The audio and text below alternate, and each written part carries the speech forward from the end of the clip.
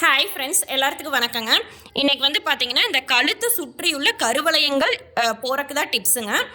First வந்து கருவளை எப்படி வருதுன்னு பார்த்திங்கன்னா, நம்ம வந்து உடல் எடை அதிகரிக்கும் போது ஒபிசிட்டினால் கழுத்தில் கருவளை ஏற்படலாம். அப்புறம் தைராய்டு பிரச்சனை, சுகர் இருக்குது அப்படின்னாலும் வருங்க.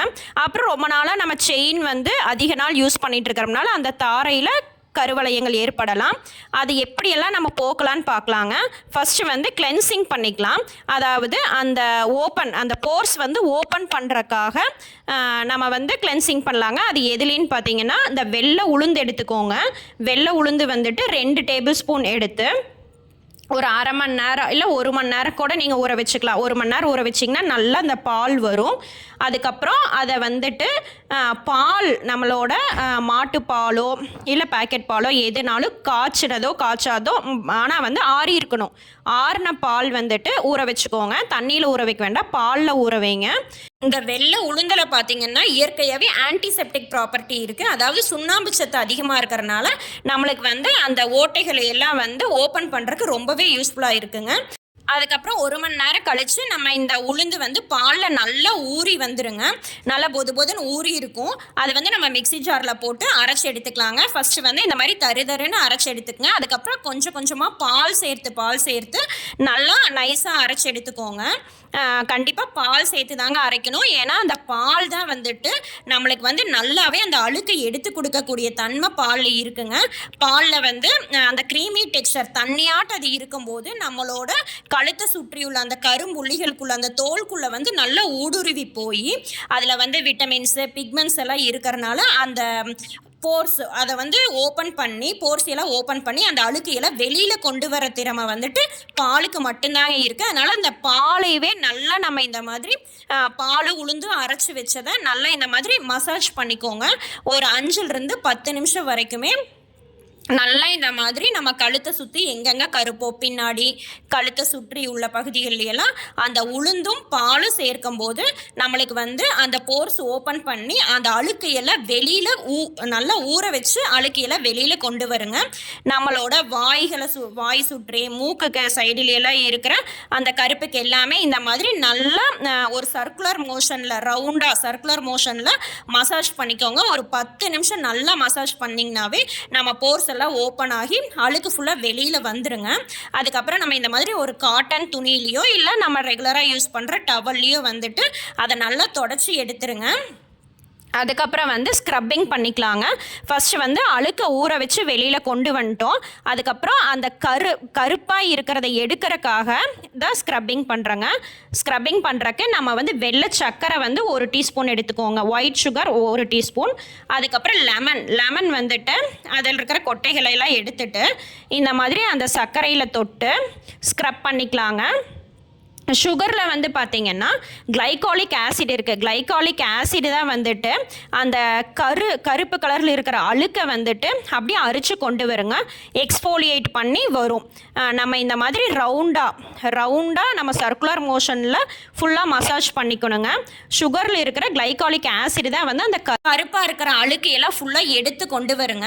அதுக்கப்புறம் இந்த லெமனில் வந்து நம்ம நார்மலாகவே சிட்ரிக் ஆசிட் இருக்குது. அந்த சிட்ரிக் ஆசிடும் சுகரில் இருக்கிற கிளைகாலிக் ஆசிடும் சேரும்போது நம்ம இந்த மாதிரி மசாஜ் பண்ணும்போது தான் அந்த கருப்பு நிறத்தை வந்து எடுத்துருங்க. இந்த மாதிரி நல்லா ரவுண்டாக ஒரு 10 நிமிஷத்துக்கு சர்க்குலர் மோஷனில் இப்படி ரொட்டேட் பண்ணி மசாஜ் பண்ணிக்கோங்க. அந்த மாதிரி சர்க்குலர் மோஷனில் பண்ணும்போது தான் நம்மளுக்கு வந்து அதில் அந்த கிளைகாலிக் ஆசிடும் லெமனில் இருக்கிற சிட்ரிக் ஆசிடும் அந்த கருப்பை வந்து அரிச்சு கொண்டு வந்துருங்க.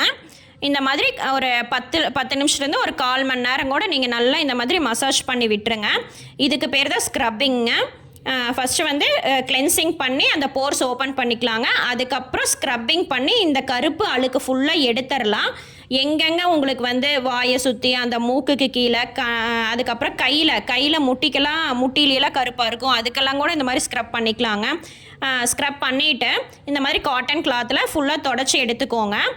தண்ணியில் வாஷ் பண்ண வேண்டாம், தொடச்சி மட்டும் எடுத்துக்கோங்க. அந்த கருப்பு ஃபுல்லாக வந்துடும். அதுக்கப்புறம் வந்துட்டு நம்ம பேக்கிங் போட்டுக்கலாங்க.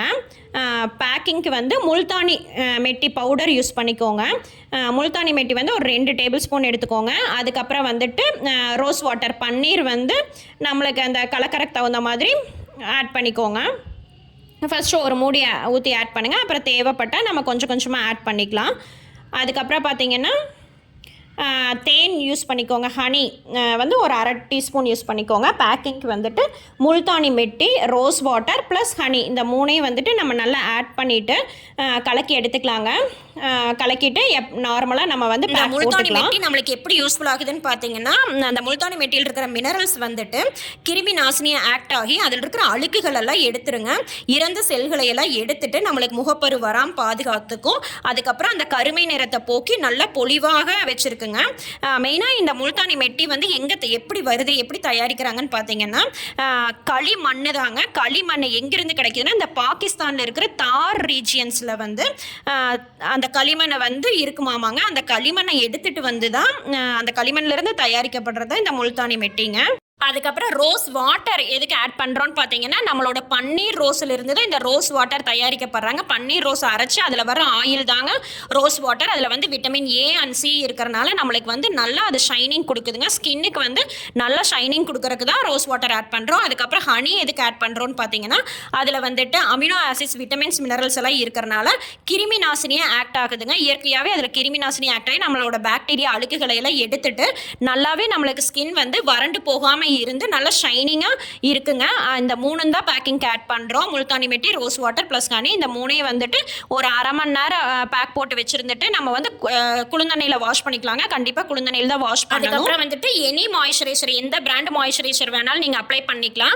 அப்ளை பண்ணி இந்த மாதிரி சர்க்குலர் மோஷனில் நல்லா மசாஜ் பண்ணிக்கோங்க. ஒரு 2 or 3 மினிட்ஸ் மசாஜ் பண்ணி விட்டிங்கனாவே நம்மளுக்கு வந்து அந்த நல்ல ஷைனிங்காக இருக்குங்க.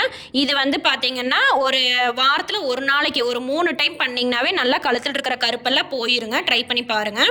முல்தானி மெட்டி நம்ம யூஸ் பண்ணுறதுனால கண்டிப்பாக 1/2 மணி நேரத்துக்குள்ளேயே நீங்கள் வாஷ் பண்ணிடுங்க. ஏன்னா முல்தானி மெட்டி வந்து சுருக்கத்தை கொடுத்துரும். அதனால் கண்டிப்பாக 1/2 மணி நேரத்துக்குள்ளே வாஷ் பண்ணிடுங்க. இந்த மாதிரி ஒரு 3 டைம் நீங்கள் ட்ரை பண்ணிங்கனாவே கண்டிப்பாக கழுத்தில் இருக்கிற கருப்புகள் வந்து கண்டிப்பாக நீங்குங்க. இந்த வீடியோ உங்களுக்கு பிடிச்சிருந்தா மறக்காமல் சப்ஸ்கிரைப் பண்ணிக்கோங்க. Thank you all.